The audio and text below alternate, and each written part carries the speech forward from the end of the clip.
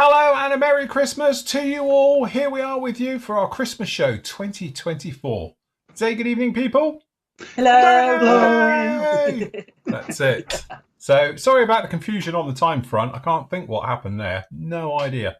You know us, like to go at the end of the year with a bit of a bang. So next week, God knows what time it will say we start. But luckily you all read the title, which said 7:30, which then was pointed out to me, 7:30 where? So somewhere it was correct, just saying. Probably the Middle East at that point, I think, like 4 hours ago.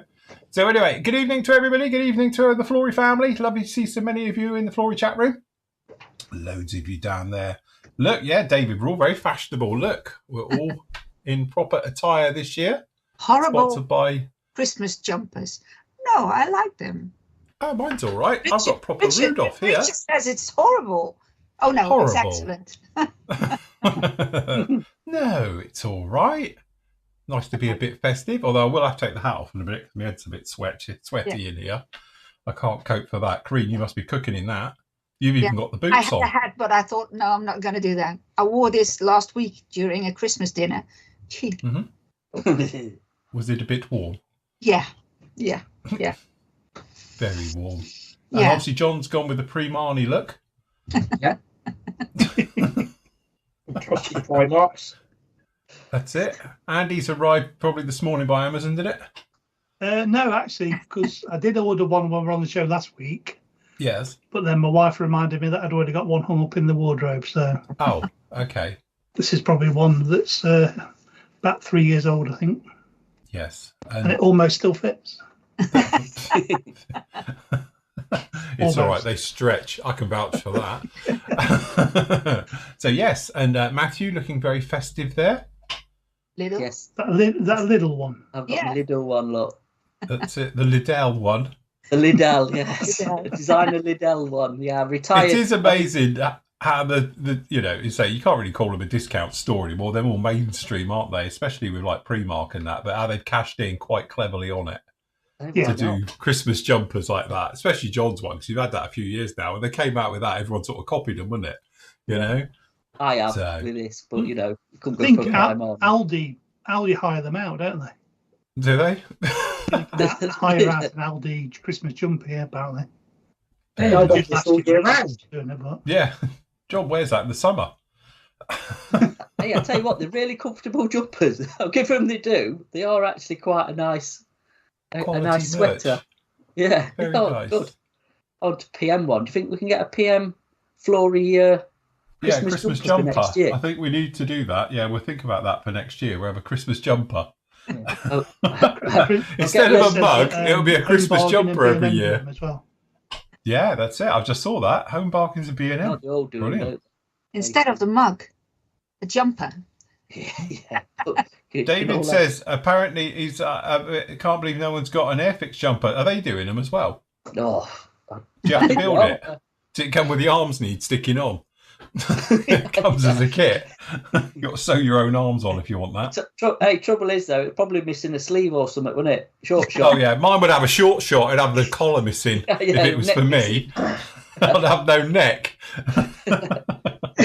Sod's law for mine. Yes, definitely. There you go. Look, they're saying they'd buy one if we want one as well. Yeah. Yeah. I'll get my other half knitting. I'm sure she can rattle a few out for next Christmas. That's it. That's all right. My mum's quite handy with the old knitting needles. Yeah. I'll get her going on it. We'll go like a sweatshop. Yeah, that's it. If we get all the grandparents and parents knitting, we'll have a cooperative going with everyone knitting. It'll be fine. Yeah. So, yes. Anyway, hello. Sorry, go on. Mark says Revell one won't fit. Yeah, that's true. And the Revell one won't fit you. It'll be really old. Yeah, that's it. It comes like a 1970s tank top. Yeah, probably, yeah. An ill-fitting one. It'll be up here. Yeah. Yes, that would be quite a good one. There you go. A 3D printed PM Santa would go down a treat. There you go. We've missed out on all these ideas. We should have done this show in the summer asking for ideas, and then we could have done it. All right, so, jumper. Ornaments. Yeah, that's it. That's it. Write them down. Jumpers, ornaments for Yes. next year. Keep them going, Yeah. Kareen. That's it. That's fine. Baubles for your tree. Baubles for your tree. Something to hang on your tree. Yeah. Balls. Yeah, no, your baubles that hang on your Christmas tree, your decorations. He's going to explain. The universal sign. Anyway, the trouble I've got at the moment, I've just been telling our puppy for the last 5 months not to bring twigs in the house and leaves and all the rest of it. And now she wants to know why there's a freaking tree in the lounge that she can't eat. In her logic, it's like, great, it's now been brought in for me and I don't have to bring it in myself. So, yeah. She's been chewing it. To be honest, she was taking a lot of interest in it and now is sort of not fussed anymore because she's been told, no, stop it, get off. So many times now, I think it started to sink in a little bit. But yes, it definitely is a bit out of bounds for her. Why is John dressed like a walking advertisement? Yeah, that's it. That's the job, isn't it? Because he's sponsored by Primark, the show. Sponsored by, yeah. They've paid him £20,000 to sit there for the show and watch it and wear it. Yeah. So that's it. That's it, yeah. There you go. Price, I will wear it too. Yeah, I'd wear it all year round for that. I'm not selling out. Hey, you could have Flory cider or Flory Irish cream. Yeah, I was just reading that. Yes, we that's what we need, a range of beers and ciders and things as beers. well. I tell you, you'll be having a range of posh IPAs, won't you? Mm. John's favourite. John will be all right. John, Hey. We'll send John on the sampling gig for that. We'll get some hipster IPAs going. Call it some fancy name. Microbrewery at John's shed. Definitely. Right, so anyway, I hope you're all doing really, really well, and you're all, hopefully some of you are going to get a little bit of time off of Christmas. It does seem to be that we've had a plethora of kit releases mentioned 2 days before Christmas, which I can't get my head around. Why would you start talking about kit releases 2 days before Christmas when the entire industry shuts down for 2 weeks? Yeah. Perhaps it's warm up for like January the 1st. Well, this is what you said. Why don't you wait till January then do it? Well, I don't know. Yeah, I would. But then this year for releases is completely gone haywire. So, yeah. Yeah, totally agree. Chris has 6 weeks off. Gee, 6 weeks. Oh, he's a teacher, isn't it? Bloody part-time. Yeah, but 6 weeks. Yeah, then they moan about working and have to have another day off. He's in Australia, so He's in Australia, so it's the It's their opposite summer way around. holidays. Oh yeah, Yeah, holiday, it's isn't their summer holiday. Yeah. Gotta go to So Australia. that'd completely throw me. Yes, that's what I've said. To I was you, talking about this just the other like, day. it's If you had December like, and yeah, and it's hot and sunny, you're like, yeah. that would take some getting used to, I reckon. Yeah. There you go. He's got to pick up 4 kilos of prawns later. Oh, nice. Is he going to be doing them on the Barbie? Do you know if he thinks about this? What he should do is do his winter or summer in Australia, then leave in their winter and come to our summer, then gets another 6 weeks off, doesn't he? Yeah. Well, Yeah. you know. So easy. Really easy. There you go. Ben's got almost 3 weeks off. And I've got to work with Christmas. Yeah, but you love it. You love your job. Mm-hmm. David wants to know how the name jumper originated, because they call them sweaters, don't they? I've got no idea. We've always just called them a jumper. It is. I Or a can tell you. pullover. Go on I then. can tell you because I've got it in front of me. Apparently, it arrives from the noun, not the verb, from the noun jump, which means short coat or tunic in Arabic, which is a juba or jupe in old French and English. It was widely used as a sailor's garment. There you go. Sweater arrives from the old English sweatan, which could mean to sweat or to work hard. A sweater was originally a garment made to sweat or lose weight, which is kind of gross. Oh. Was it a slimming aid?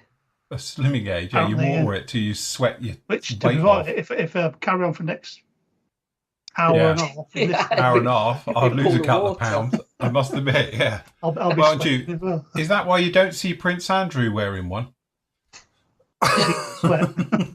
Because obviously he doesn't sweat, so he doesn't need one. He always Doesn't- sweats. You know how we call it in Holland? Oh God. Sorry, say again. Go on. Een trui. Pardon? Sorry. Trui. Correct. Spell it. Feedback. It's we call it een kersttrui. Oh, And no one's going to attempt to say it. I'm not. I don't- it's trying. Hmm. Trui.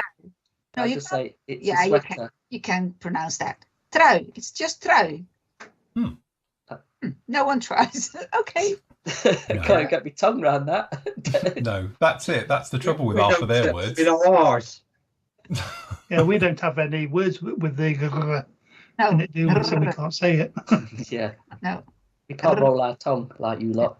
Mhm. I do have to say, so hold everything, because Christoph has just donated £10. Oh, thank you very much, Christoph. Oh wow. Need a Is that catchy thing Hey. to press. If we got them ever once in a blue moon, I would do one to press. we need that? when Nathan's everybody- having the day off today. He's got family stuff to do, but he'll be on next Sunday. Yes. Yes. We remembered Nathan at like 7:15. Yeah, we did remember. Yeah, literally Yeah. the last minute was like, hold on, no, he's not coming Yeah, he on. did say. It was only on Thursday when he told us, wasn't it? Yes, yeah, it Yeah. was Thursday. He did say he couldn't make tonight, but he will be here next Sunday for the Quiz. New Year's special and quiz. Super He's doing New a Year's. quiz, so brace yourselves, everybody. Mm. So yes, but anyway, massive thank you to Christoph for the donation. Very kind of you. He says, "Thanks for the support this year. Have a beer on me." I will. Thumbs up. No, I will share it with the gang for the get together in the summer. Yeah, of course. Hey, we have a little pot now, don't we? Going. We will. We have a little pot going. Yeah. So now we've got £12.80 for this that year on Super Chat. from Super Chats. No, I think we're up to now about 25 quid or something. So that's very good. Here we go. It's very nice. Thank you very much. So So feel free to donate. yeah, that's it. Yes, there is going to be a quiz next Sunday night, though. Not tonight. It's next Sunday night. We're doing a quiz. Yeah. Oh dear. Chris, Is it can you gonna be read like- that? Karine, can you read that? What Chris has Yes. just put? Do you know how to say I that? what to answer. If he pronounces for me, just and give the example, I will try. Landfair. Jesus Christ. Oh, All I know is it ends in gosh, gosh, gosh. Hmm. Or go, go, gosh, isn't it? Go gosh. go gosh. There you go. Somebody does live there. But Hmm. what, Chris? What does that mean? Why do you? It's a place name. That's a place name in Wales. But who thinks of something like that? The Welsh. Is there Welsh. someone behind the desk is thinking, yes, I'm going to use No, the it's a Welsh person And who with wanted to keep the English out, so he knew if he pronounced it like that and wrote it like that, we'd never find it. Okay. Yeah. What he probably didn't means realise something is we like- didn't want to find it anyway. Yeah, it The probably means longest place the, name in Europe. the You're not town in the valley of. He says it's the longest place name in Europe. You're not Europe, Chris. Sorry, not Europe anymore.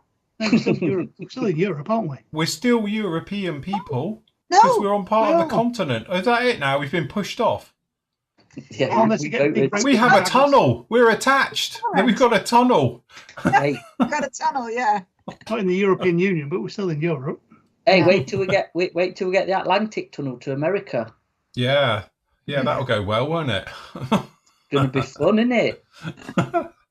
What is it? You can get to New York in 6 hours or something. Was it 6 hours or something stupid? Wasn't it? You're still travelling very quick to get there in 6 hours. When Concorde Oh, took how long? 5 hours?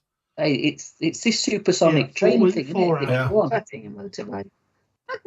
To take 6 hours in a plane now, anyway, to get to New York. I Eight, think it's a bit isn't it? more than that. Yeah, I was going to say it's a Eight bit more To than New 6. York, is it? Unless you're in a fighter, if you're refueling every 20 minutes. What, we've got to go to Leon. Yeah, that's it. Yeah, it's a bit daft, isn't it? About Neil said still in Europe, not in the club. Yes. Mm, yes. Christoph says that Mr. Santa is bringing me the Meng F4G, which is a really nice kit. I like that one. Another Airfix Buccaneer, Can't wait for them to arrive. I haven't been at the bench this month due to working 16-hour days. Bless you. I hate this time of year. What do you do, Christoph? He's a postman like John. Yeah. He's an elf. He's like an elf. John. Elf, yeah. Yeah. There you go. Rusty says, Merry Christmas from Columbus in the Mississippi. Christmas. Very nice. Guys coming to the States with Japan, that could be from the UK. I know, and I often do get that, Christopher, because people say, literally like, oh, it's in Halifax, and it's like, yeah, okay, is that the Canadian one, the US one, or the one up the road? It's like, okay, but there's loads of them. It's like Plymouth, isn't it? There's lots of place names around here, the southwest, which are over the sort of New England area. I have seen videos on YouTube where Americans think that we've named our cities after. Oh yeah, I've seen that as well. Yeah.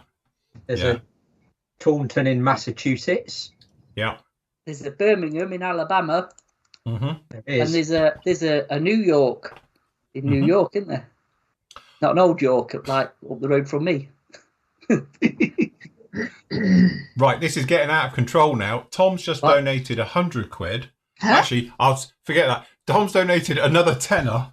That's 90 quid in my back pocket. This is for work that you do for keeping me sane. I hope to send you a lager again, but never managed it. Add this to the pot. Tom, thank you so much. That's very, very generous of you. Much That's appreciated. That's totally uncalled for. We've never had anything like that, ever. This time next year we'll be millionaires. Yeah, that's it. or very drunk. One or the other. No. Nice to Yes, give there you go. it. It is. So, yes. So there you go. Yeah, Westwood Ho is the only place with an exclamation mark on the end of it. That's actually got it in real life. And now is it Westwood ho ho ho? No, just Westwood Ho. Oh, not during Christmas ho ho ho. Trust me, this time of year you don't want to go there. No? No, it's a bit bleak. Is it shut down? Yeah, basically. Yeah. Nobody there. Is it all gone? Yeah, it's very much a summer place. Does it actually have an exclamation mark, doesn't it? Yeah, no, it really does. Yeah, 'cause it's North Devon. It's not far. Well, from John's probably closer than I am, actually. Yeah. Yeah. I think somebody was asking of like place names in the UK of like Ham at the end of it, or a borough, or the different Shires depending on and things where like they that, are wasn't in it? the country. They've got and how they came about and stuff. It's quite interesting actually when you read up on it. Obviously, a ham is a hamlet, or used to be, and something was near a hill or near a river, or I can't remember what some of them are, but yeah, it's quite some are Saxon or Danish, I think, like Norse and Roman, aren't there? A lot around your way is probably Roman or Roman. I think you're more up your way, Saxon, isn't it, and sort of Norse and stuff like that. Around probably more up your way, isn't it? Yeah. A ham and a borough. Down this way, it's more Roman. Yeah. There's a town in Oregon called Idiotville. There's a lot of them in the UK. I was going to say there's plenty of them in the UK as well. So there you go. The fastest time for a transatlantic flight was 1 hour 55 minutes in an SR-71. A normal flight is usually around about 8 hours. Right. So there you go. Adam says there isn't much ho ho ho in Westwood Ho, although I'm sure there is a ho. It has a ho or two. I couldn't possibly comment. To be honest, though, because we have to have balance, it's got a beautiful beach, even this time of the year, because it's massive. It goes on forever. So, yeah, no, very, very nice beach. So if you're into your surfing and the one they do with a kite.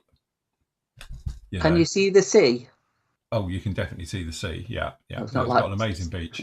It's not like Cleethorpes. They're near us where you can never see the sea. Yeah, the sea's gone out for miles. Billion miles away, and it's just beach and mud flats. Yeah. Well, that's Western-super-Mare that way. Just mud. Yeah. You got a tiny little bit of beach, but then the rest of it's just mud. So, John, just before we carry on, Tank Museum in February. Yes. Have you got the time off? No. Well, I've got the Sunday off. Looks like we're going on the Sunday then. I've got the Sunday off. I've forgotten all about that, to be honest. One job. Honestly. One job. Yes, Yes, the model Bovington show. Bovington. Yeah, the spring show. That'll be. Yes, going to make the Didn't effort. you trade there once? It wasn't very good. The Saturday was all right. Sunday was dead. Was it? Yeah. Phil, you sponsored it, didn't you? The first time they had a show there. Yeah, we did. We were a sponsor. You're The all cool crazy. thing- I've done it a couple of years. PM, we did the last show I did was with PM because they were quite generous for us and they gave us a huge stand for free. Yeah, we were near the Cromwell tank and the Firefly, was it, in that bit? It was a cool bit to be, you know. It was it's a really nearly, nice bit. It's nearly as good as when we were at Cosford, like with the Defiant behind us. That was probably best backdrop ever, innit, for a stand. If you just got proper aircraft behind you. And especially when we had the year there with the Defiant, was the first year it had been out in public after its restoration, wasn't it? So it's quite nice that we had that cool as spot, with us that as was a backdrop. brilliant. Yeah, it's impressive, that was. And then we got shoved next to JU88, weren't it? Was it JU88 in between the two and the 109, I think? Weren't it? 109 and 88. Yeah, the Are they doing 109 that show in front again? of Is us. that coming back, the Cosford show? Is it on this year? Next year? Does anybody know? Or is it still, you know, I haven't seen anything. mothballed again? That's quite a good show. I like that. Bit of both, because we don't get to see Cosford anymore, do we? So Well, no, because obviously we always used to do Cosford before we did Telford, wasn't it?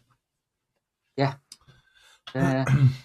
But yes, not anymore. no.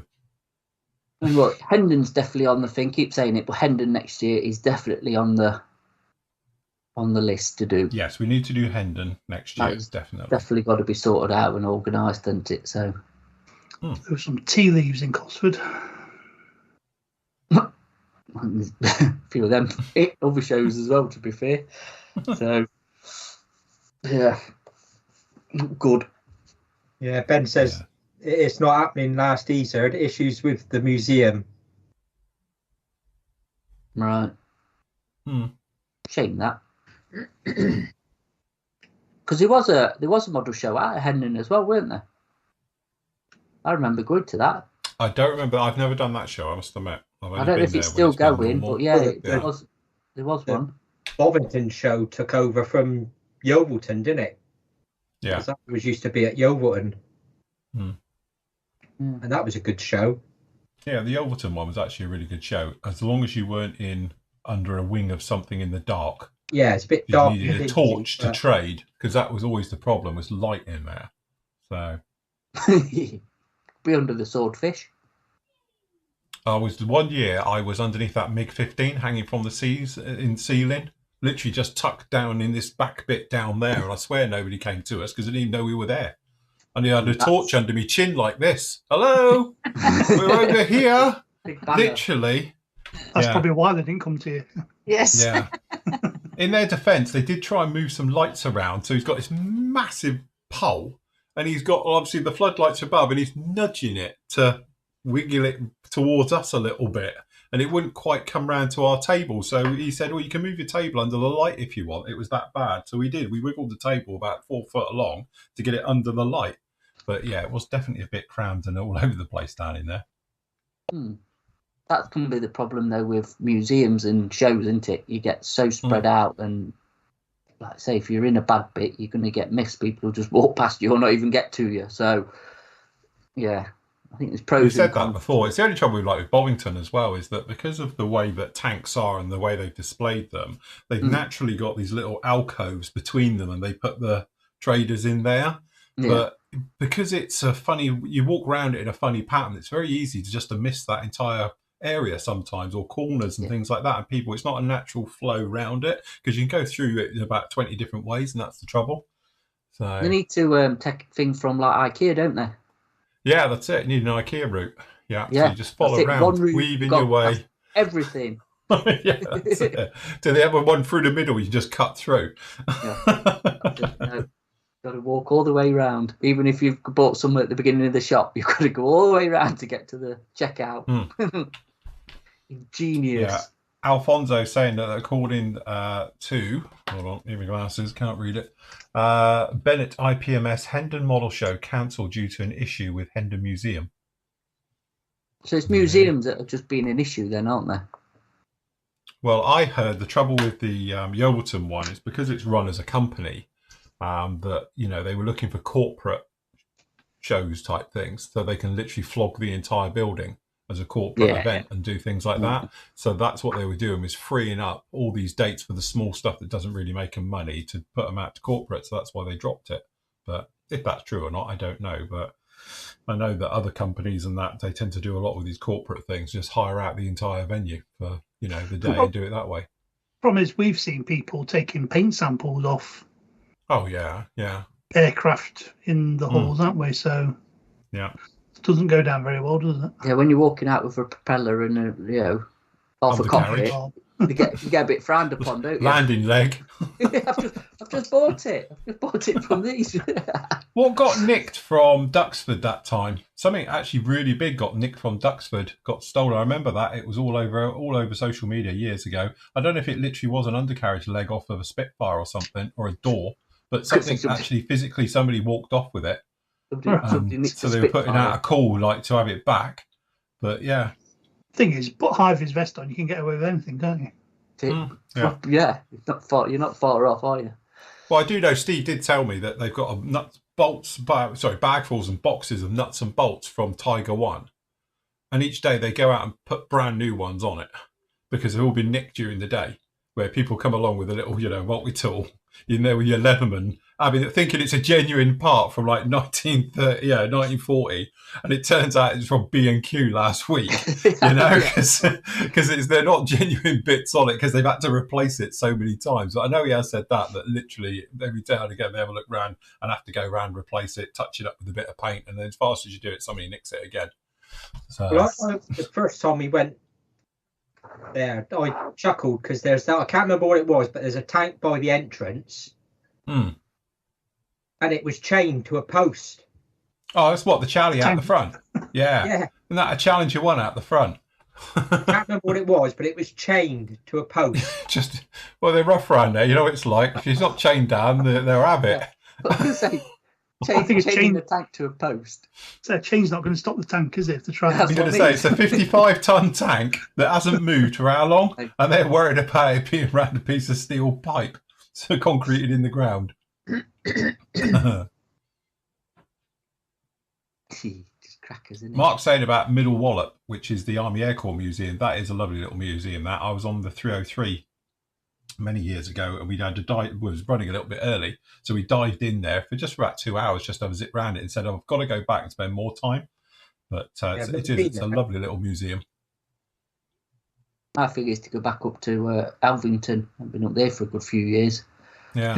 It's only 40 minutes up the road. Saying I need to go stop at because I passed it a lot going up to Brighton is Tangmere, and every time I say, "Oh, I must stop in there one day," and now the bloody boys moved home, so I'm not going to be going up that way again.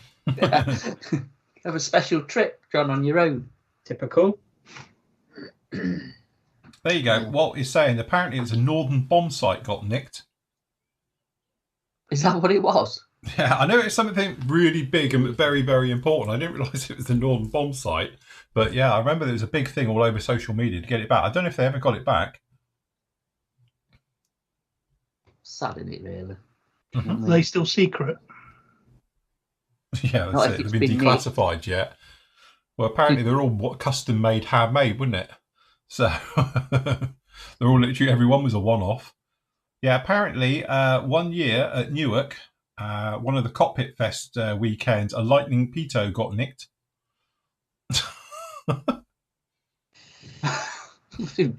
That's not exactly small, is it? I'm going to say, what did he right. like a javelin over the fence? You have to walk through the shop. How the hell did you get out? Like I said, they must have thrown it over the fence and then walked back through the little shop to get out. Yeah. Picked up and put it in a car. Yeah. That's Dan is I've been like wondering now, where did Nathan get his tornado radar Yeah. from? Yeah, he's got a pitot. I remember one year at Riat, somebody went along and swung on the pitot tube on a couple of the jets in a line, and they all got bent, and they grounded them all for literally about a week. They all sat there, the jets, after Riat had finished, because they couldn't move them, so they were waiting for spares to be flown in from abroad. It was one of the foreign teams. And it was literally, I think it was 3 in a line, and it looks like somebody's literally swung off of them, and they've all bent off the pitos whilst they were on display, and they had to wait there. I think it was like 3 or 4 days until they flew the replacements in, fitted them, so the aircraft could fly.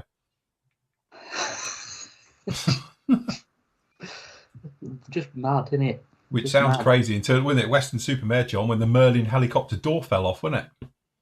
Because some little darling, when the helicopter was on the ground there, and obviously people are having a look around it, unclipped all the door handles.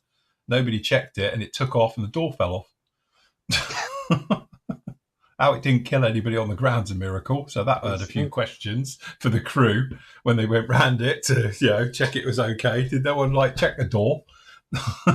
Obviously not, if it fell off. So yeah. Chris says, Kent Battle of Britain Museum is good too. I went there last year. Yeah, you were there last year, weren't you? That's so beautiful. That's really, I'm not a fan of military museums, but this one, wow. Really wow. Is that in Kent, by any chance? It's in Folkestone. Yeah. Kent, in it? And then Richard Windrow, he's one of the guys who also started it. He gave us a special tour. Wow. Really, really, really good.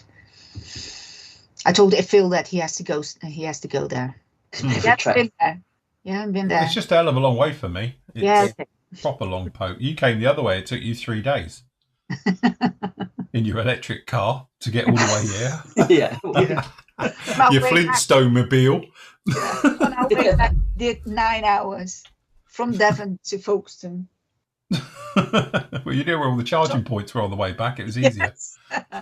When we came in Holland, I every time I made pictures of the charging points, you could see the first thing when we were across the border, 19 points charging points, 17 charging points, 25 just driving, and with you it was the entire the southwest, 4, 3 of them are broken and one hasn't been built yet.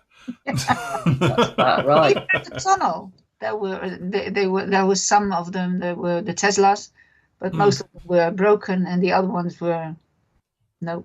But the only working ones near you, Phil, are at Teletubby Land in Gloucestershire. To be honest, we have got a good one down the road from us now. Strawberry Fields have got one down at Buckfastleigh, and Corrine charged her car up down there. And they got rapid chargers down. It's great because you've got a coffee shop there and everything. It is a nice one. But that's the only one I know it. That was the one around here we anywhere. went to with Keith. Yeah. Yeah, but it didn't take because you had to pay. Yeah, but I know I paid everything for you guys because apparently your card didn't work over here. So all the time I'm like, pay. No, our card. It wasn't card. It was cards. Cards. None of them. Yeah. Yeah. What was it called? Arrow Store card, wasn't it? With your version of B&M. Shell, everything didn't work. But that was the last time when we went to Trago's. Was also try to pay there. Green. Yeah. Have you got a card for Jumo? For what? The supermarket. Is it Jumo? Jumbo. Yeah, you got a card for them. No, they don't have cards. Jumbo. Yeah. I've been in one of them. It was cool. Yeah. That's all right. We went around Arrow over there, isn't it? The blue store called Arrow, wouldn't it, Corrine? And it's basically B&M. Exactly the same as B&M. Oh, no. Action. That was it. Action. Yeah. It's just the same as B&M. Really, really cheap shop. Yeah. Yeah. Anyway, Phil, are you going to run your little video? My little video. Right. Okay. So there's a little video for us, which full disclosure to this, I've had a few problems with it. Right. Mainly, the first one was each part should have been released every day from the 13th of December. But unfortunately, I was very, very busy, and so was everybody else, and it didn't happen. So what I thought would be easier to do is just do it as a one-er and put that out to you all. All right. So again, it's one of those things. So you guys will have to watch it on YouTube if you want to do it. Just watch this one. So it's around about 16 minutes, I think it is. And you can sit back and see what were our choices. Well, mine really, because I ended up doing it. Yes. Of all the tools. Yeah. So it should have been, originally, it was going to be called the 12 Days of Christmas. And I changed it to 12 Tools of Christmas. And it was going to be one each day. Anyway, it's going to be 12 Tools of Christmas right now. All right. And then the thing is, we had a bit of trouble in editing yesterday when I lost the lot. So all the little nice graphic-y bits with the numbers and the title, I had to completely redo it all this afternoon when I got back from Cornwall. So it's like, this is brilliant.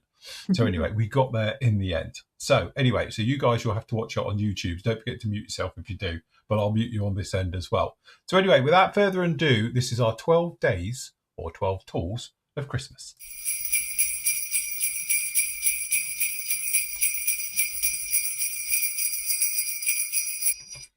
Hello and welcome to the Flory Models 12 Days of Christmas, or as I'm calling it, the 12 Tools of Christmas. Now, these are 12 tools that I've picked that this year have really enhanced my modelling, or also something else where I think that they might enhance your modelling.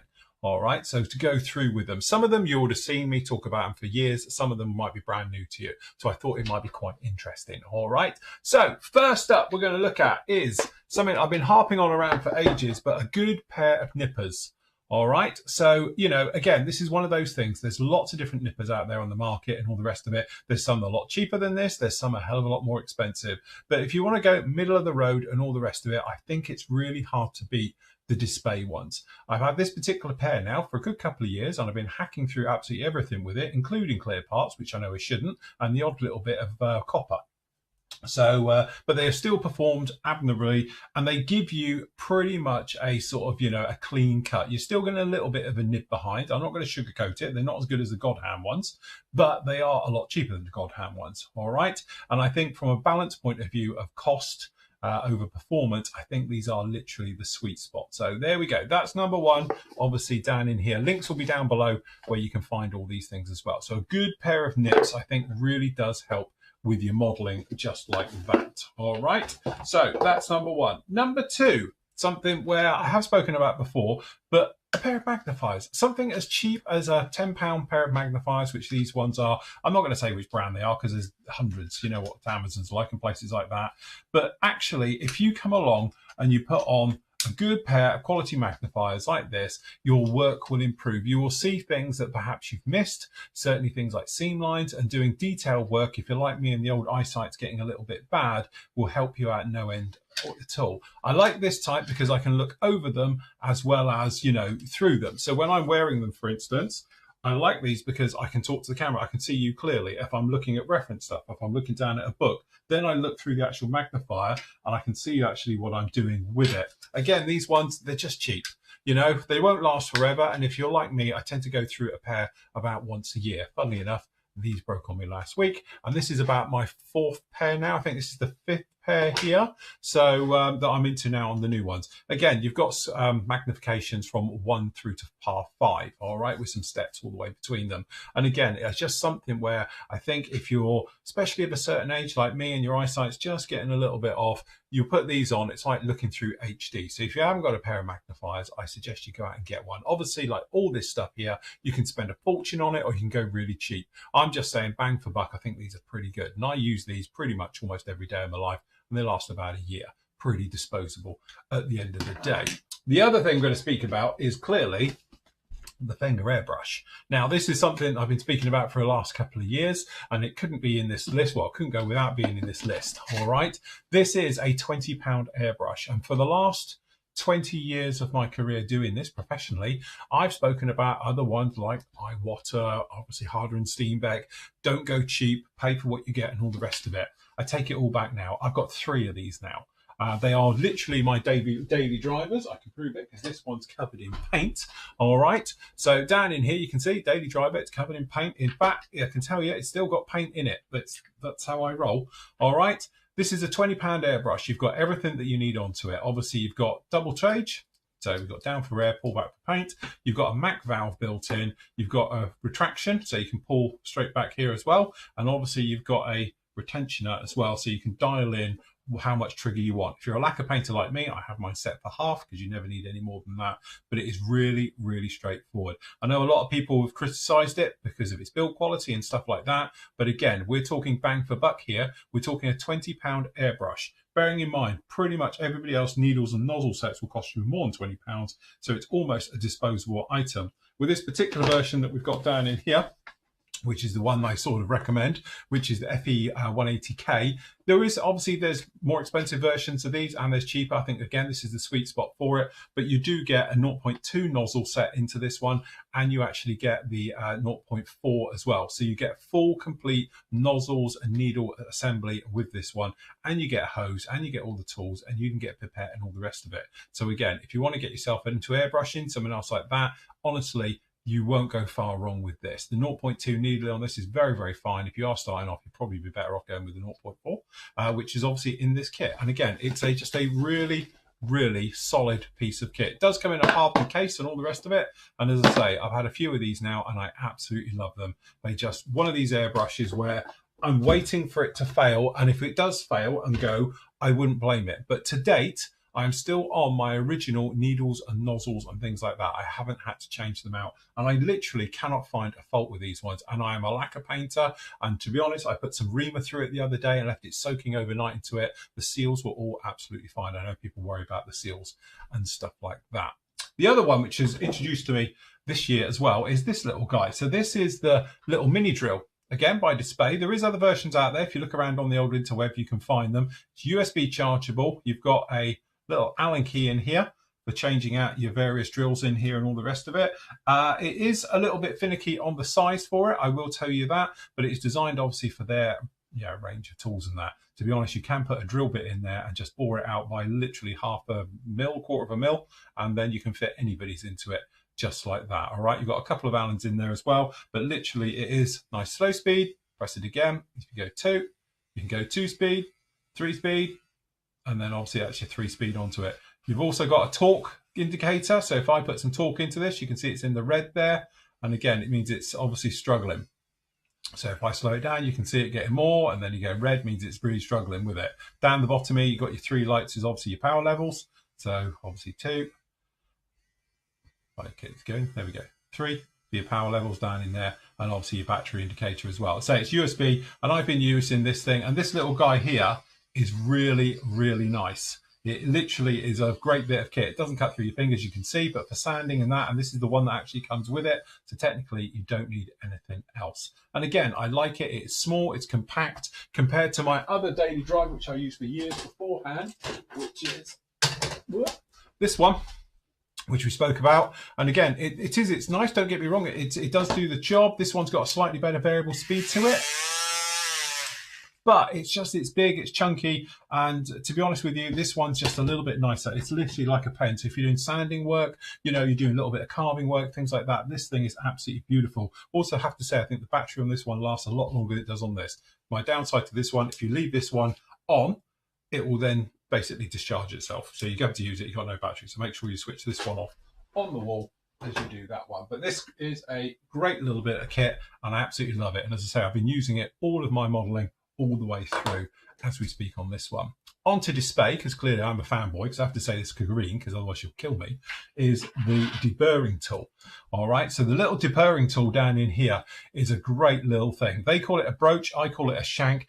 Technically, it's a deburring tool or a seam scraper. All right, what's really nice about this one is that you've got 2. You've got the lethal pointy end for getting into really those nooks and crannies. You can also carve with it as well. Sometimes if I'm carving, I actually carve out with it and stuff like that. And the other nice one as well, at the other end, we've just got a standard chisel end, which are really very, very nice bits of kit for this one, because again, for scraping. So you can actually put this down and just scrape back and forth, or you can chisel with it as well to taking off raised detail. I've been using it solidly this year all the way through, and to be honest with you, it's still on its original blade. And again, nice thing to this is you can replace the blade. You haven't got to replace the entire thing.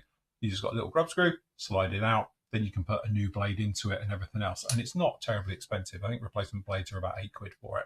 And again, really is a very, very nice piece of kit. All right, so that one is your broach one for that one. Next up on the display stuff as well, and I spoke about these earlier in the year, really do like a good quality pair of tweezers. For years I used, and I've actually thrown them away now. I haven't, I've still got them. I used to use other cheap brands and things like that. And yeah, whilst they do work, a good quality pair of tweezers really is fantastic. And again, you can get all the different ones down in here. I've got these plastic, which are sort of anti-static heads for them, so you know electricity can go through them. These are great for holding parts. They don't ping off as much as everybody else's and things like that. But again, they're lethally sharp, which is great. So when you want to remove things like masking tape and masking, generally things like that, you can literally hook it and peel it off, and it will grip incredibly well. And again, though, after coming from using cheap tweezers, that going on to these has been literally like night and day. So again, they won't break the bank. They're pretty cheap as you go through. But again, sometimes you'll hear me say that obviously, spending a little bit extra is worth it. When I talk about airbrushes, I'm talking the lie there, because you can get away with it quite cheap. I haven't found cheap tweezers to work like this though. They do work really, really well. And again, they've been night and day. I use them all the time. It's a daily driver all the way through with that one. Okay, next up is AK's 3rd gen thinners.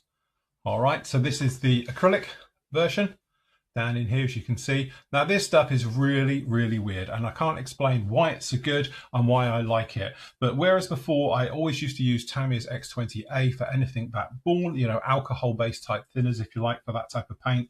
3rd gen thinners, there's just something in it that works really, really well, and it makes spraying acrylics a total delight. There's obviously a little bit of a retarder in this one, and there's obviously a little bit of a leveling agent into it, because you do get fantastic, nice results. And it doesn't matter if you're spraying AK 3rd gen paints, or if you're using it on Tamiya, or sort of, Guns Aqueous range, things like that, or anybody else's acrylic type of stuff. This stuff just really, really works. I've gone through bottles of this, as Matt will testify, and it is just very, very good stuff. So if you're an acrylic painter, you might want to have a go with this stuff, because for whatever reason, and honestly, I can't think why or how it works that well, but it just seems to improve my modeling this year no end since I've been using this stuff. And also the thing is, when I used to spray traditional with Tamiya paints, for instance, I'd always get a little bit of texture. That I do not get with this stuff.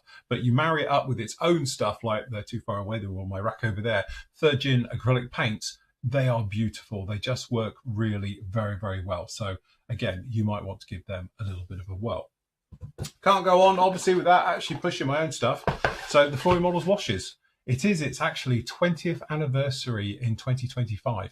So we've got a bit of a special year for the wash with lots of things and things like that. But yes, after all these years, as I said, we've had these done for them. You might be so on getting these coming through now with the QR code on there as well. But it has been 25 years of the wash, and it's been, one hell of a ride all the way through. But obviously, I stand by my stuff and my product, and I always have done all the way through. It just works. And I think what annoys people the most, two things. Firstly, they didn't pick up on it years ago, because it is that simple. And that's the second thing. It is that simple. You brush it on, you let it dry, you rub it off. That's it.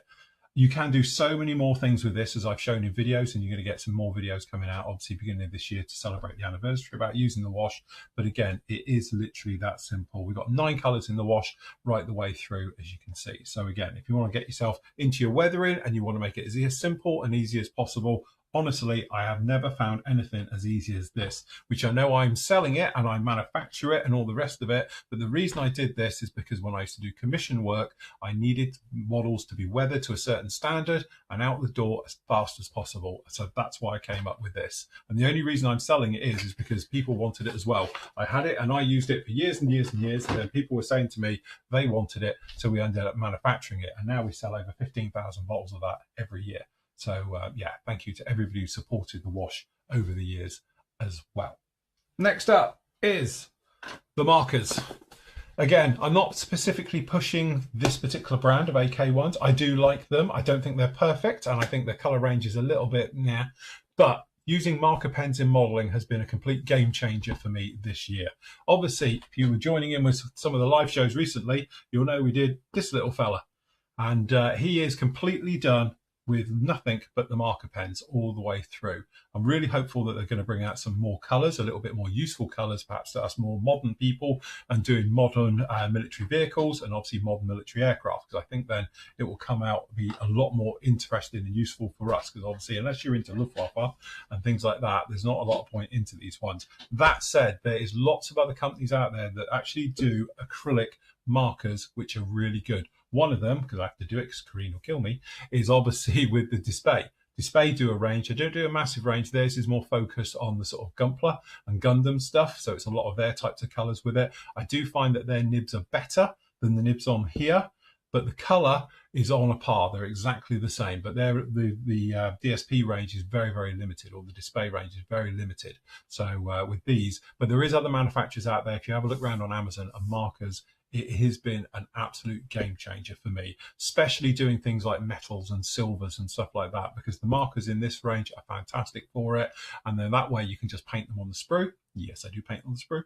And then obviously you can then just remove them from the sprue, a little bit of cleanup, and then just touch them in with a marker pen. And within seconds, they're dry to touch and fit to your model. It has been a complete game changer for me using these ones over the course of this year. I tend to use it now on pretty much everything on an interior of a model. And I've done entire cockpits with it and everything else. If you've been following the Osprey build recently, I used it tons on that one, let alone lots of other aircraft and things I've been using it on as well. So again, I think really they are a complete game changer and a welcome addition to the hobby as well, because it just makes things easier, faster and cleaner. And if you do have health reasons where you can't airbrush, or you know, with paints and stuff like that, you can do just as much with these as you can with traditional brush painting, and you've got all the colors down in there that you'd ever need. So again, you don't have to go in a big box like this. They do them individually to have a go with them, and obviously they do them in little mini sets as well, which comes in really handy. Okay, Matt says I have to show you the PM apron. So we have the new PM Models apron, which apparently is a game changer. And to be honest, it is very nice. It's a very nice heavy duty canvas. Obviously, you need a mast set logo for this particular one. You've got your zippy pouch in the top, which is quite handy. And obviously you've got your pockets inside as well for putting your stuff in. But again, this is that thing about keeping clean and tidy, you know, yourself as well, and your clothes and everything else. So it's one of those things where many times, obviously I'm guilty of it. I've been sanding, using resins, things like that, or even just painting in the spray booth, and you end up dropping it down your front or down your trousers, and then your partner tends to go mental. So from that point of view, an apron. So obviously this is the PM one. It's available from the PM Models store, but don't forget there is other ones out there as well. So you can grab yourself an apron, but just keep yourself clean and tidy as you make your way through your modelling. Speaking of merch and aprons and things like that, don't forget you can get yourself a Flory Models mouse mat, which doubles up brilliantly as a photo etch bending pad as well. And obviously it will come with all the full sticker set and the card set as well. And again, if you want to grab one of those, you can do. They're up on the site now as well. They're just $18.29 or $9.95 including VAT. But don't forget, you can get lots of other merch as well. So obviously you've got the lovely Karine here displaying these. We've got the t-shirts, we've got the aprons as well, we've got the hoodies, we've got the Flory Models mugs, and obviously we've got the glue holders and the actual micro set and sole holders as well. We've got the metal trays, and we have got a new limited edition one of those coming out as well. We're obviously celebrating the 20th anniversary of the washers. That'll be available a little bit later in the year coming down the line, and obviously all the tools we've got down there in there as well. Okay, and the last thing is the site, Flory Models. If you're not a member, why not? Join up, come and join us. Don't forget, if you go onto YouTube, I think it says we've got like 2,700 videos. Trust us, we've got over 5,000 videos, is because obviously the other load of them all are hidden away in the members area only. Don't forget, not only do you get to see, there's around about over 100 members only videos for full build videos and things like that up on the site, which cover great subjects, a little bit of everything down in here, but these are all full video builds, which are usually a minimum of 10 parts. Some of them are 20-part videos, all into 30-minute segments all the way through. So we've got a lot of aircraft, as you see at the top. Then down in here, we've got armor, we've got work on dioramas, we've got a little bit of sci-fi, and it continues to grow all the time. Not only do you get all of these great video builds and everything in there like that, you also get free access into the forum, where you can join around about 2,500 members from all around the world to talk about the modelling as well. You can join in obviously with all the chats, with all the group builds, with all the SIGs that we get onto, and see all the live shows and members only exclusive stuff as well. All of that will cost you a measly £5 a month. That's it. It's around about £4 something or other as well in some places, because the VAT is slightly different as well. So literally for the price of a coffee for every month, you can get a video pretty much every single day. We tend to release between 6 to 8 videos every single week go up. So some of them will be live, some of them will be members exclusives, some of them will be review ones going out as normal, and obviously things like the Friday catch-up show. But if you want to help us, you want to support the channel, carry on doing what we're doing here with like-minded people from all around the world and some of the most friendliest group you'll ever find on the internet, then feel free to join us. Just go along to the actual main site, click on the actual membership button. Obviously links are down below as well, and you can join us here at Flory Models. And there we go. That's the 12 tools of Christmas. Hopefully they're going to help you and improve your modelling just as much as they've helped me improve my modelling as well. So till later, everybody, happy modelling, happy Christmas, take care. Yay! Well done. Well done. You wouldn't know the struggle I had to put that together. Seriously. The struggle is absolutely real to do that. It was like, ugh. And then yesterday I was rendering it come up, error. Can't do it, error. And then I went back a bit and then saved it and lost half of it. So I was like, yes. So never mind. It's done. It's out there now. It will be a standalone video coming tomorrow. And the day after, and the day after that. And the day after, and every day until next year when we come back on the 2nd. So yes, but there we go. But anyway, that was just my little roundup of what I use and everything else like that. And obviously I know it is a lot of it display. That's Kareen's fault, because she gives me this stuff and I use it and it's brilliant. So I just like it. It's good stuff at the end of the day. And again, it's a bit like those marker pens. You know, as I say, I was incredibly skeptical when I first heard about it, and I did poke a lot of fun at it. And then I've used them and I'm a complete convert now, because I just think they're brilliant. I was talking to Matt about them earlier, and I was just saying it was little things like just tiny jobs where normally you'd have to get your paint out, then you get a brush, and then because it's me, my brush is rock hard and I've got to soak it in some Selly thinners to like get a brush with a point on it roughly. It doesn't look like it's been up a chimney since 1920. And then I've got to obviously get a bit of paper out, and we're down and we do it. Then I paint the part, then I put my hand in it, and then I've got to repaint it again because it's still wet. Nowadays, I grab a pen on the sprue, go, that's it. The classic example for it was doing the final bits for the Osprey. So we're talking all the aerials, but that's easy because they're all black. So literally painted them all on the sprue, put them on, and if I scratch them, so you're using the tweezers and things like that, then obviously just touch them in on the model once it's done. Brilliant. Little things like the metalwork as well. They're, what's it called? Gunmetal. Yeah. Is absolutely brilliant colour. It's absolutely fantastic. So doing pitot tubes with them and things like that, once they're on, you can just whip around them and do them. And obviously the hydraulic rams for the rear tail lift and things like that. Yep, pen, that's it, fine. And obviously, as I said, when we did the live show a couple of months ago, you know, obviously doing this little guy was totally done in it and nothing else as well. And it just shows you exactly what you can do. And these were all just quick 2-minute jobs. So it's fantastic for that. But if you did want to use it long term, you know, and properly go through. And again, if you wanted to blend them to get faded edges, if you do it when they're wet, so you put one down, then the other, they blend beautifully. So you can get soft edge camo with it if you wanted to do it as well. So I am completely fanboy with it. And honestly, if I could do the entire model with them, I would. It won't be long. There'll be a load of new colours coming around, I reckon.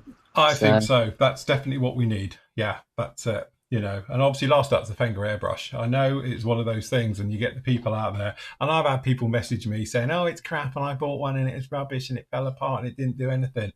Honestly, all I can say is I use my airbrush pretty much every single day of my life. I've got 3 behind me, and I can prove it how good they are because I can show you probably all of these will have paint in them. There you go. I'm not lying because I never clean them out because I am an animaler, and I haven't deliberately just done this for the show. Let me just find another one, because there's one I can guarantee. There you go, look. And they still work. They are absolutely mega. They are absolutely fantastic. It's a, as I say, a lot of people think because they're cheap, they're not going to be hard wearing and they're not going to last. And yet one of those airbrushes now I've had for 3 years, and the others I bought more recently. I still use them all roughly about the same. And they just really, really work. I'm shaking my head at you having paint in your airbrushes. I've just picked my finger up and it's got paint in it. There you go, you see. But I think it's testament to them as well, because a little bit of lacquer thin is in there. Whiz around with a paintbrush inside, blast it through, good to go, and they'll keep going. But you get people and they're sort of really that thing about, well, it's, I think at 21 quid now. I had the price up on the video. I went and looked what yesterday's price was, but they have gone down. I've seen them for like £19.20. And the price variance goes up and down a little bit. But again, they are just so cheap. So, yeah, why not? At the end of the day.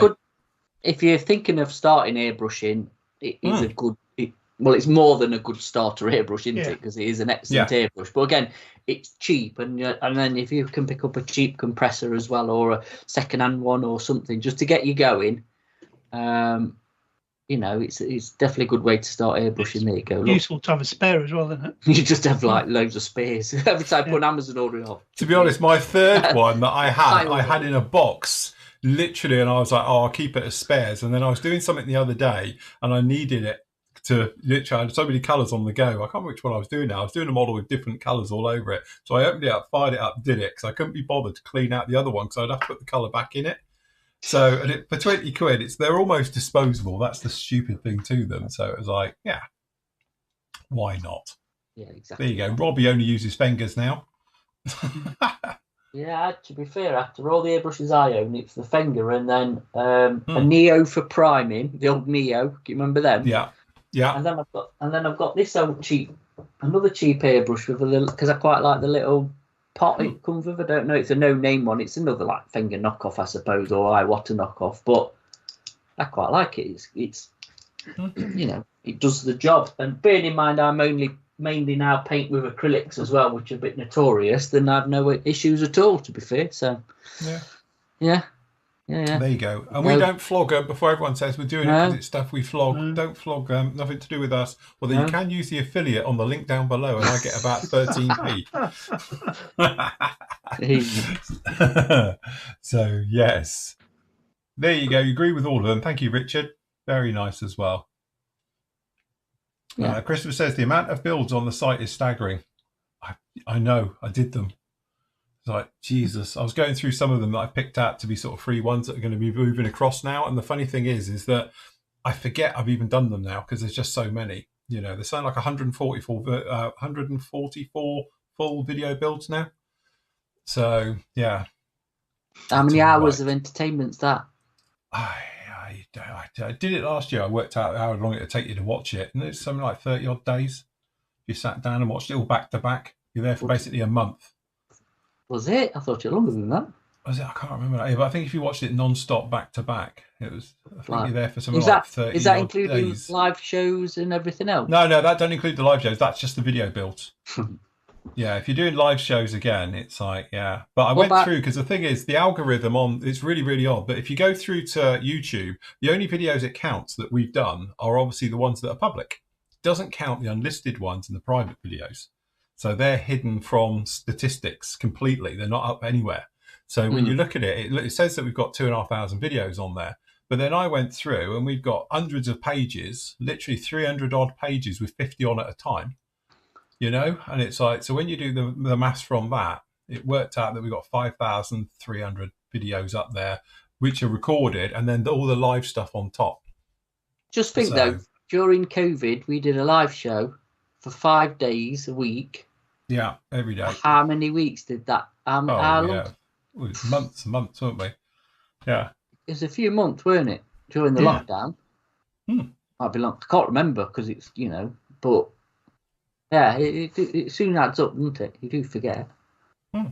Yeah, no, they do go through, but it's just like, it's, I do have to say, and it's not just because I'm here and I'm talking to you guys, but luckily I love what I do. So it doesn't feel like I've done that many. And obviously you guys with the live shows, it doesn't feel like we've sat here for months out of our lives doing that. That's the thing. Part of the furniture now, isn't it? Yeah, that's it. It's what we do. So, yeah, it's, as I say, it's that thing about, if you love what you're doing, you're not actually working. So luckily I love what I'm doing, so I'm not working, so I don't mind doing it. True, very true. How's your spaceship doing on YouTube? Oh, I don't know, because I haven't looked, to be honest. Yes, for people who are, hold on, I might actually be able to look at this. I don't know. I haven't tried this at the same time because I've got it running on the other computer doing this. So if I go into YouTube, it might have a fit. Oh yeah, no, we're going all right. It's being viewed, not tons of, so I'll let them see it. But if you pop along onto YouTube, the first little freebie I put up went up. So it is in here. So we've got it down in here, look. So if you wanted to, the actual full video build of the, this one. God, what's it called? I can't think. Y-Wing. Sorry, mine's gone. Is up and available to see. All right, so you can go through this, a little bit of a Christmas present. I'm going to put up a few videos, which are the newer ones, as well as obviously some of the classics will make it over as well. So it's the 3D printed Y-Wing that we built. Which is, you can go through and it's all literally everything step by step as we do all the ones on this. There we go. When did I do this one? I can't remember when I did it now. Because obviously the date thing down here all changes. When I make it public, it changes it to it got listed one day ago. So I don't know what the original date was, but it's back in the summer, I think it was. Spring, summer, weren't it? Back stage. Yeah. So if you're bored of the family, you can take yourself off and watch a build of a Y-Wing. Yes, by watching Star Wars, probably, because it'll be rerun again, won't it? Oh yeah, of course it will. Yeah, definitely. And obviously there's a little bit of scratch building involved with this, so we do all scratch building all the windows for it and all the different areas and with the guns on there and all everything. So yeah, good build, that one. I enjoyed it, but as I say, hopefully we'll be doing a lot more of those in the future as well. So but watch out for more of them appearing over the next few days. Obviously, I do post them up everywhere on social media and that, so you'll get a heads up for it. Are you going to sell the Y-Wing? How much, Andy? Sorry, Addy. Make an offer. Yeah. I see. He's selling his built kits. Make offers. He needs. Do you space. know what? I have said I've got to get some space because hopefully we're going to have some building work done here. I've got to move out of here, and I'm moving down to our small unit in the garden. So that's like half the size of this. So this is all going to go. We have to make room for it all. So yes. So oh, he wants to buy the kit. Oh, I can't sell the kit because obviously it's an internet. You buy the file off the internet. If you go on to what's it called? The site I use. Cult 3D. Is it Cult 3D? Cult. It is on there. I use the other one. I've got all full details are on it, where I got it from and absolutely everything else. Hold on, I can probably, let me go video build. I can tell you. If you pop on to, where are we? If you pop into here, go onto the main site and then click in. I have got it all down in here. Chris Bibby, it's his one. So obviously I do show about the files of how it turns up and how you buy it and all that. So there you go, 30 quid for it. It's a studio scale Y-Wing and you can scale it to whatever you want as well.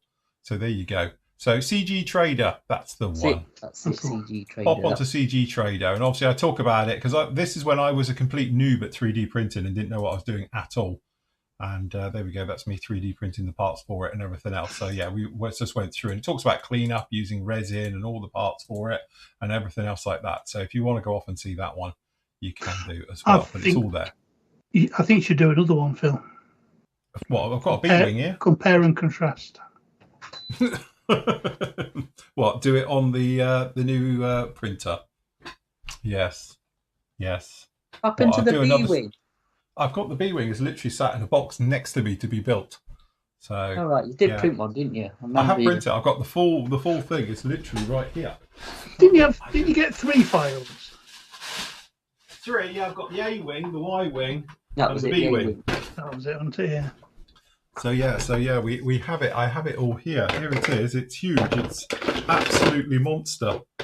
When this thing's all done, it's huge. But I've got it all printed, ready to go. So at some point, I'll find the time and actually get it going. But yeah, it's literally all there. But it will be interesting to see now. Now I've got my new printer doing it on that as well. Because to be honest, I printed that off with it earlier. Little baby one. It's the same file, but I downsized it by just 20% of the file size and did it. So yeah, came out fantastic. Very nice. All right, so yeah, they do a printing service, Addy. If you go and speak to them, he will print it for you, but obviously it's a payware file. So if I got caught selling it, I'd be in a lot of trouble. So I can't print it for you and then sell it to you, because he's got it under a license agreement where you can print it and you buy the file. You can do it as many times as you like, but you're not allowed to sell it. But if you do go on there, go to CG Trader, put in Chris Bibby.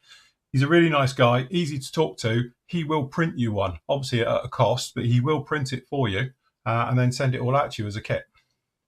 And to be honest, it goes together really well. But again, you can follow along the video build for it. Now it's free. You can watch it any time and you can see all about it.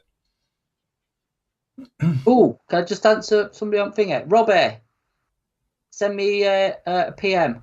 I have a B24 at work. Have you? Yep, I got an extra one. So I was actually going to thing it, but if, PM me and we'll sort some out about that. B24. Just to let people know, I am at work a couple of hours tomorrow, and then I'm off until a week tomorrow. I'm in on Monday, so post is going out tomorrow. Post will be going out a week on Monday, and then it'll be going out on the Friday, the week after. So, so if you want your stuff, and we have got some thinners coming back in.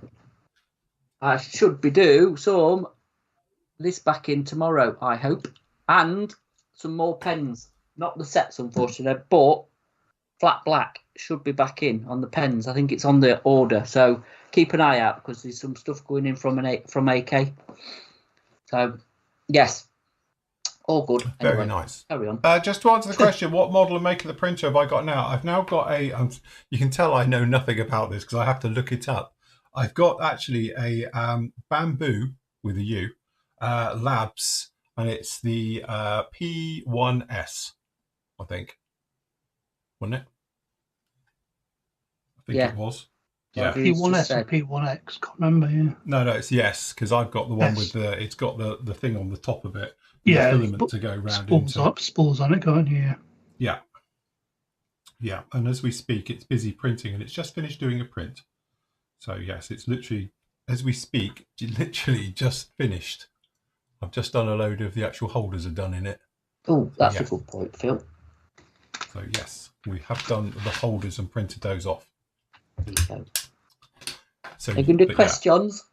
Yes. Right. Okay. Over to the questions. It is. Where are we?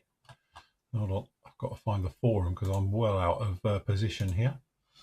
Don't forget for members, if you're finishing off your SIGs and group builds, nothing will happen to those until around about the 2nd, possibly even the 3rd of January. Obviously, I'll start the new one. It'll be ready to go in New Year's Day. Those will be fine and up and running. But if you are finishing, I'm not going to do anything until the 2nd or 3rd of January to finish off your build. So you do get a couple of extra days. Okay, we've got a couple of questions. I'll get into it. Okay. Graham says the aqueous primer Mac's been using, is it an acrylic? No. Even though it says aqueous, it's alcohol based. So yeah, it's a bit misleading saying it's aqueous. It's from the aqueous range. I've got to say I've never tried to thin it with water, and I don't think it'll work because it's got that sort of like Tamiya XF. It's a hybrid, isn't it? It's basically a hybrid. So you need their alcohol-based thinners. Right? You need alcohol to thin it, or lacquer thinners, basically. It's good stuff. Very good stuff. I haven't used it yet. I'm going to use it in anger for the first time on the Nimrod. So that's my plan of action. So I'll be using it over Christmas when that gets coat primer. Yeah. So, but yeah, really excited about using that because, you know, as I say, I do like aqueous paints. This is a question then. Why did we all fall out of love with their paints? We didn't. We sell it still, don't we? But I know, but no, it's never even spoken about now and everything. And I don't understand why, because their colours are still good colours. It's still a good paint. The problem we're having with it is they're dropping a lot of colours. I don't know what's quite happening with the aqueous range. I don't know if it's across with the Mr. Colour range, but there's definitely a big drop off in aqueous. There's a certain load. I think it was the obscure colours. They haven't done the RLM colours and all the other bits and bobs. But I mean, they was the go. I think obviously there's that many brands of paint out there, and I'm not saying they've been super, but it's like Tamiya paint, isn't it? Tamiya is Tamiya. It's always there, but you're like, well, now there's the AK range. There's this paint, there's that paint, there's MRP, there's so many others that's come on the market. I think, you know, they were the original where you could get proper colours for like, say, Luftwaffe and RAF and US and or whatever, in sort of that hybrid, to get away from enamel, shall we say, you know what I mean, the crossover. And then obviously other brands have come along. I think just people forget about them, to be honest. I just think it's, you know, the new and greatest brand, so let's try them. But I don't know, to be honest with you, I've dug out behind me, because I've been building this old classic. It's about ready for paint. I'm going to paint it in Tamiya. I have got some proper old school Tamiya XF paints here somewhere. What have I got? Sea blue, is it? Yeah. Whatever sea blue is. What's that? That's that one, isn't it? 17, isn't it? Yeah. There you go. Yeah. And I am going to paint it in Tamiya, because I think you forget how good this is. Yeah. You know, and I have actually got some accuracy here. Look, got some 1771, I think it is. So no, it's still. I think it's still relevant. It's just we don't push it either, do we? Let's be honest. It's not something we use a lot. So I know we sell it, but it's one of them out of sight, out of mind, I think. And people who use it, I think, stick with it as well. It's same with the Mr. Colour range. Yeah. Yeah. Which you like them, don't you, Andy? You're a big fan of Mr. Colour. Yeah. It's still on my shelf. I use them. Yeah, definitely like both of them, to answer it. Mr. Colour and Aqueous. I say any shows back in the day, it was straight to MDC, weren't it? Because they were the ones that sold it. They were the only people who had it. Absolutely, just cleared out of all the top colours, because that's when, and the levelling thinners and stuff like that. By the way, we've got levelling thinners back in and black primer. So sorry to get a bit of a plug in there, but yeah, because your levelling thinners is back. So it's a problem with paints in general at the moment. Is every other month there's a new manufacturer, paint manufacturer, and everyone seems to bin off what they've got to get the new one, because it's the thing. I've made a bit of a pact with myself, because I have got so many paints and I have got a lot of branded paints. I am culling it. I'm culling a lot of stuff in here as well, because I'm going to redecorate in here and have a move round, and because I'm stopping in here now. You could use the paint. I probably could, to be honest. Yeah, but then you just get the horrible brown colour that you always get when you paint together, don't you? It's never a nice colour, is it? You think, oh, pull these together and you get brown, basically. I bet most modelers, if they go through, their paint stash is worse than their kit stash. Yeah. Mine is. I am a confessed paint whore. And it's paint that's absolutely nothing wrong with it. Perfectly usable. I just like to try different paint. I always have. So the paint's paint at the end of the day. There's no, yeah and no. But this is some, it's when people. It's like Phil with a kit. I've said this the other week. It's like when people say, "I can't use this paint." I need to try it to see if it is that bad. Yeah. And at the end of the day, what are your good, reliable paints that everyone goes back to? Tamiya and Mr. Hobby. Yeah. I think now to be honest, as well, with the AK real colours, I think they are a good line of paints. Yeah, and that's not biased because we sell it. Even with AK, there are issues. Some of their colours are really weird. They just don't look right. Well, when I first rejoined the hobby again, Phil was using Vallejo at the time. Model Air, and I must have up to a certain time, because they bought some new ones out. I had every single Model Air. Yeah. Up to one time, because Phil said it was really good. Because Phil said. Yeah, because Phil said.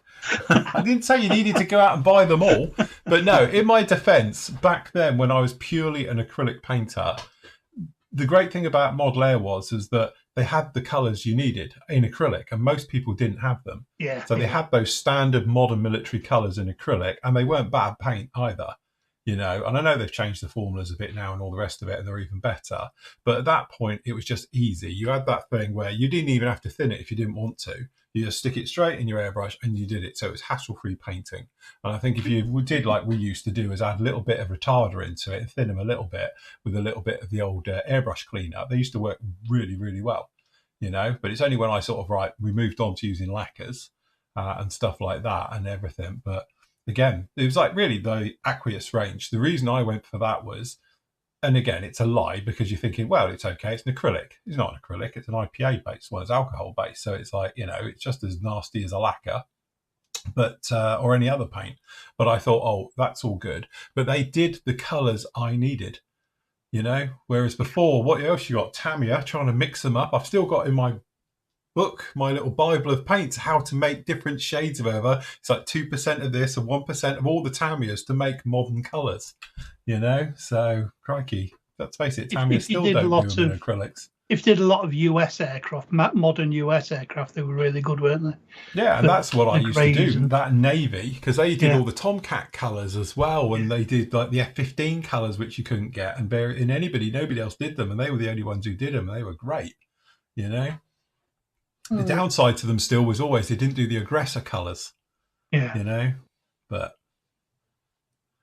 again, it's one of those. Has either Matt or Phil tested the new ammo atom? I have. Phil I did a video. Yeah, Phil's done a video on him. Yeah, he tested them. Yeah. Again, they are what they are. They're acrylics. They're a little bit soft, and you need to dial them in, but they cover really well. The colour's good. Yeah. Can't fault them from that point of view. Yeah. No, they're very, very thin. So that's the thing. When you're doing it, to be honest, it's a MIG product, so they always tend to be a little bit thinner. I say so they thin it to get more money out of it, but anyway, they do this thing where the paints are very thin. So don't think it's going to be that standard one and done. You put down one coat, let it dry back, then get the second one onto it, and you end up with a really nice, really smooth finish. But you do need a couple of coats. It is quite thin. So again, that's user error more than anything. I would say I don't think that's a bad trait to have though with thinner paint to build it up rather than just burying it trying to get in one coat, is it? So but like I say, I've not used them, so I can't comment. But I must admit, I think modern paints now are pretty good, aren't they? To be honest, I have a very cynical view of why they keep rebranding all these paints, but there you go. Go on, John. Give us this cynical view. Come on, it's Christmas, John. Go on, Grinch. Give us. Well, once everyone's just bought a range, that's it. Then it's just money trickling in it, as people are buying stuff that they run out of. Oh, it's marketing. It's all marketing. Oh, great. Yeah, of course it is. And people fall for it. They're just reinventing the wheel all the time. But don't you think that's the same with modern kits? Yeah. Anyway, we'll leave this till Sunday because we're going to rant next Sunday. We're not going to bring Christmas down. Yeah. No. Got to keep Christmas up, haven't we, Kareem? Got to keep it upbeat. David says, has PM still got the old AK real colours in glass jars? Are they all gone there? There's a few, but I don't know what we've got. There'd be the iffy colours. My rant with that is, why did it? I can understand them going from glass to plastic. Well, I can't because I think it's a stupid idea. But anyway, but why change the fucking numbers? Yeah. That's really infuriating. They've actually changed the numbers. If they'd just gone from plastic, from the glass, I can get it. But why change the numbering of them as well? Because that's just freaking nightmare. Because I needed a bit of a restock on a couple of colours. And I'm looking at it and I have to go through it now and hunt through their catalogue to find what number it is. I suppose they dropped a load, didn't they? They dropped a load of colours from the old range, the original range. So I wonder if it's to do with that. And they're thinking, well, we'll just redo it completely from scratch and just another money-making exercise, isn't it? Probably. Right, it's a couple of questions we can do just here. Then we've got another question because we're running out of time.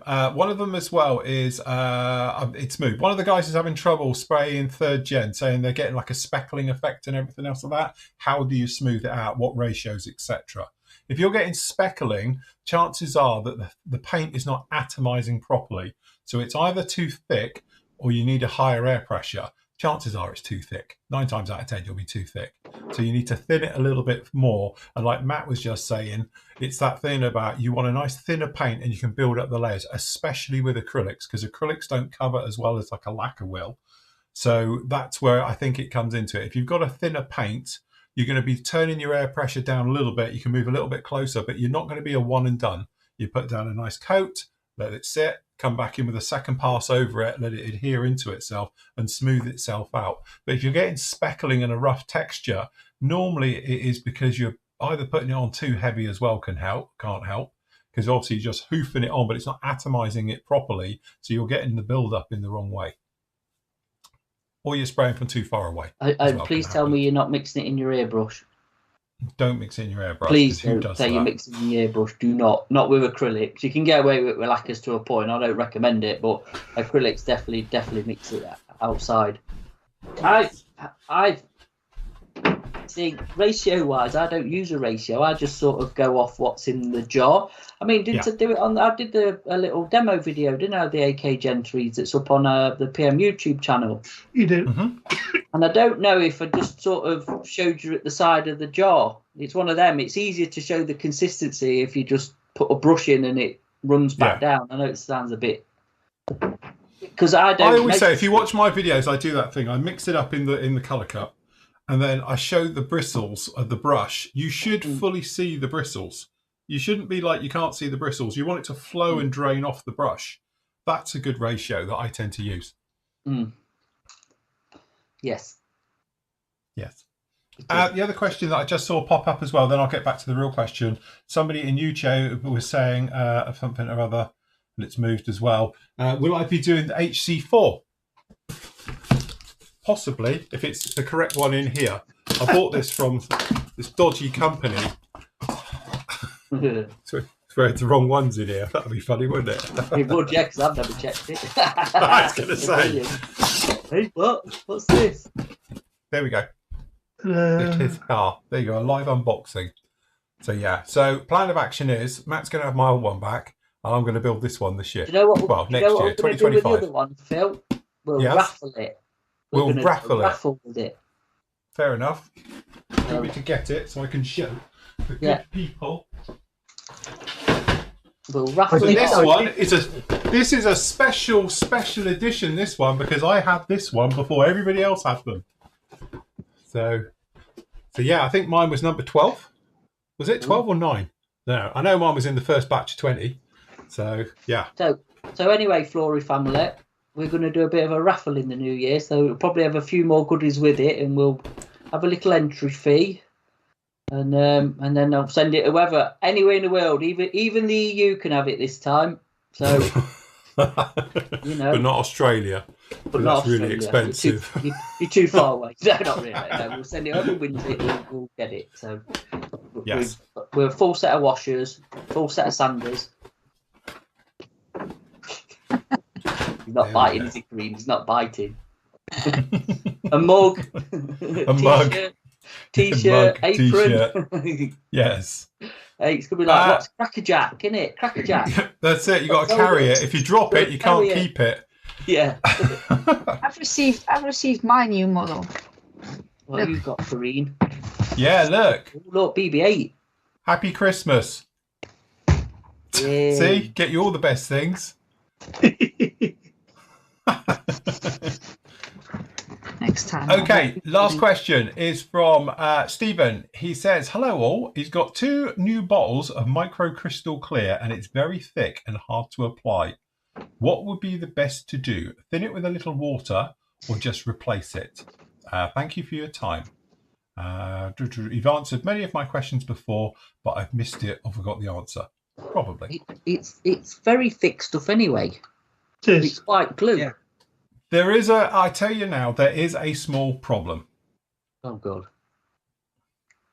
Anyway, sales of micro crystal clear now just fell through the floor, thankfully. It's about to, but I've got to be honest because that's who I am. The trouble we get is sometimes in winter, and obviously when it's on the plane, it freezes. When that happens, the consistency of it goes gritty. And there's very little you can do to get it back. Because I've tried everything by standing it in boiling water to get it to sort of melt back into itself.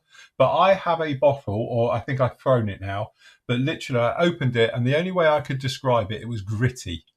It was lumpy and I couldn't get it back. So I stood it in hot water thinking that it had just gone funny and tried everything. And I ended up decanting it and brushing it and then trying to scrape it back in. And it just, didn't work. Went back. When I spoke to the powers that be, some people, they did inform me that this can happen when it freezes in transit. And also, apparently, it was the common fault that was with the old gator glue. Do you remember gator glue back in the 90s? Yeah, that 2000s? glue. Yeah. And apparently, it was a big fault that they had, is because theirs was even more prone to it back in the day. I don't know if it still is, but back in the day. And if it froze for a length of period, it would affect it. And at one point, gator glue, they weren't shipping it outside the US, I think it was at the time, because they couldn't guarantee it was going to get to them in one bit. So I don't know if they send it now where it's, temperature controlled shipping and stuff like that. But that was it. And I have a feeling Crystal Clear does the same thing. I mean, it's only PVA glue, so it will thin the water. Yeah. But it is quite gloopy and thick anyway. It's very thick anyway, yeah. It's good because obviously you can slap it on and use it as a bit of a sealer, especially on clay pots, because then you just get your little Q-tip earbud thing, wet it, and just, like corking, innit? Just wipe it away. I've done it to be honest, on the Helldiver because the clay pot fit rubbish, but I've just filled it with this stuff and then cleaned it off. Yeah. And the great thing is you can build it up as well. If you put on one coat and you still got a dip, put another coat onto it and you can actually build it up to its level. I've even used it as like a masking medium, like sort of maskal type thing. Yeah. Mm-hmm. Like just peel it off like you used to at school, like skin, didn't you? With white glue. Used to do that at school, wouldn't it? Paint your hands with it and then let it dry and then just peeling it off like skin. Great. Brilliant. We're like special effects, aren't we, in the films? This is it, getting the old prick stick out does the same thing. Yourself in white glue. That's how I get rid of my eyebrows for me cosplay. It's I just white glue it. That's it. Paint it on. They're talking about Lego in chat and saying, aren't you too old? Asking Green if she's too old to do Lego. But you're never too old to do Lego. I know a rocket scientist that does Lego. Oh. Well, he's nearly nearly rocket scientist anyway. But so it says 10 to 16, but someone said it's 10 to 16 years to build it. So I said, that gives me confidence. So I have the time. Can I just say something? That's for criticising from people who build plastic model kits. Yeah, that's it. I was going to say that. That chucking stones in glass houses or something.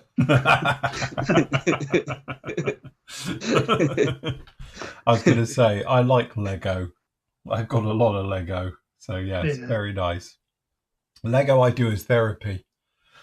When I've got a kit that's driving me mad, I just build Lego and it's nice and it's easy. Sit on the kitchen table and I'm away. That's for our second channel coming for 2025. Brick World, or whatever we'll call it. Lego World. The Lego channel. That'd be ace.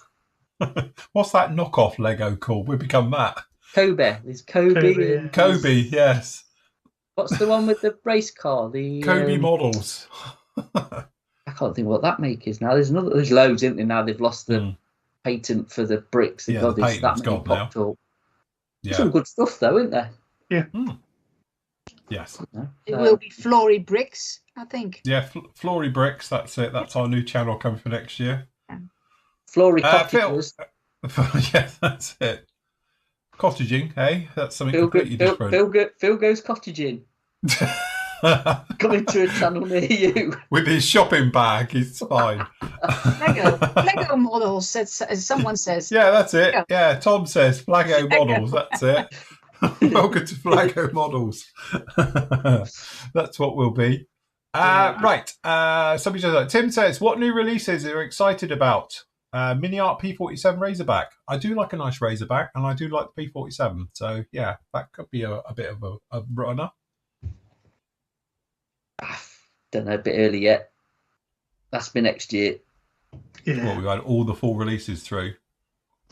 Well, some of them at least, won't we? Don't know. That's it. Our chat's just alive with Lego now. Yes. Lego. And F14, Neil, it may be time because I haven't done one for a couple of years. Tamiya one was the last one I did.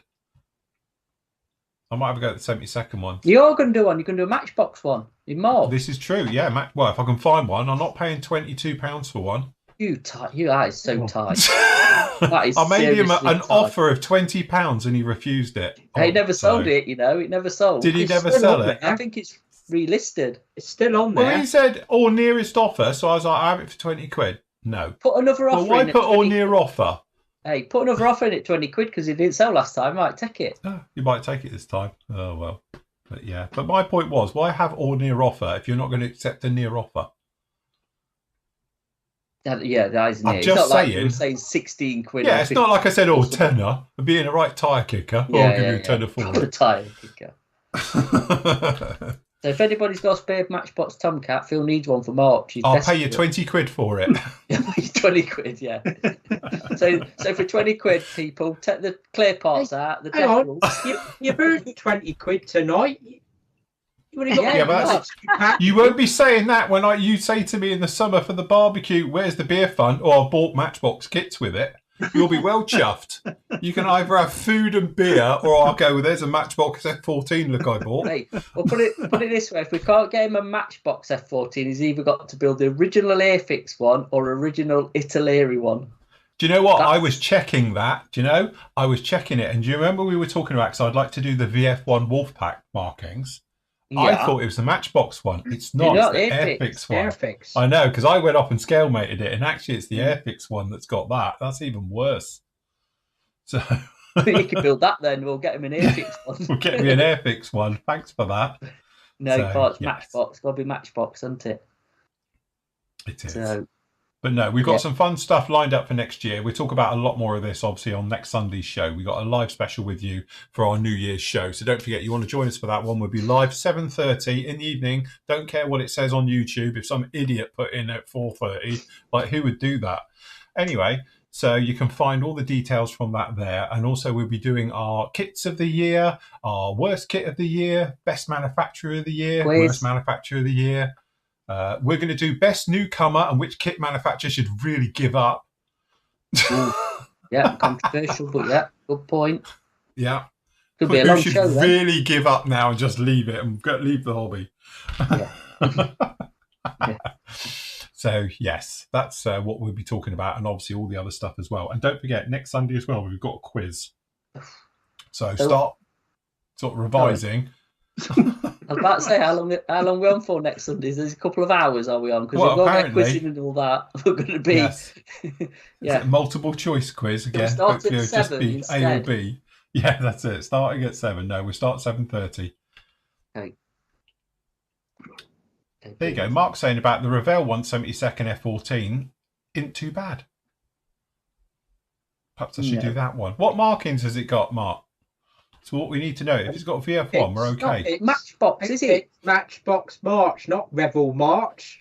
I'll No. put it in a Matchbox box. Doesn't count. Just because Rivallo Matchbox moulds, that don't count. That's a good point. I'm going to put it down as a Reebok thing. No. I'll get one of my members who are very good at doing artwork to do a full box top for me. I've redone like it's a re-release. Fantasy box art. Yeah.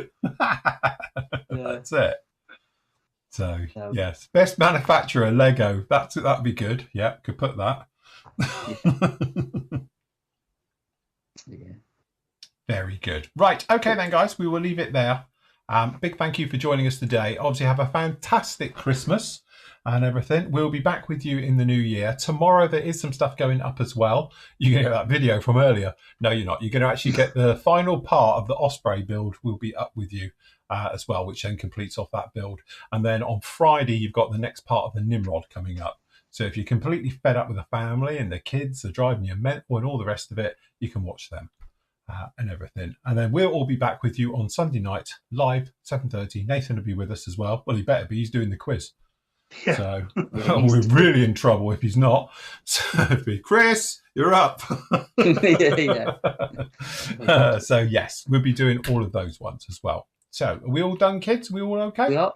Yeah.